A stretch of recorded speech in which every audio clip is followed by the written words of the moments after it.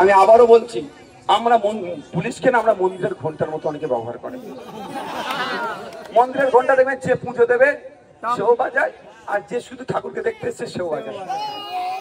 পুলিশকে আমরা না মন্দিরের ঘন্টা।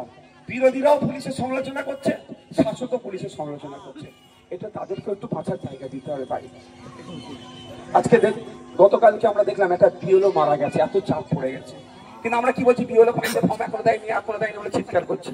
তাদেরকে একটু বাঁচার জায়গা দিতে হবে। তা আমি এতটুকুই পুলিশকে বলবো যে আপনারা সিট দ্বারা সোজা করে চলুন। আপনাদের পাশে রাজ্যের কোনো মানুষ থাকুক আর নাই থাকুক, খানচিহ্ন নওশাদ সিদ্দিকী আইএসএফের লোকেরা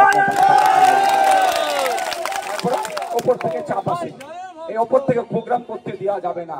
ওরা আইন কানুনের কথা বলবে না, তোমাকে দায়িত্ব দিয়ে দিচ্ছে আটকাও। এরা পড়াশোনা করে চাকরি পেয়েছে, তৃণমূলের আমলে চাকরি পাওয়া এরা নয়। খোঁজ নিয়ে দেখুন, যারা ওসিআইসি যারা আছে, ডিএসপি যারা আছে, সিআই যারা আছে, সব যারা বামেদের আমলে করেছে, পড়াশোনা করে যোগ্যতার ভিত্তিতে তারা চাকরি পেয়েছে।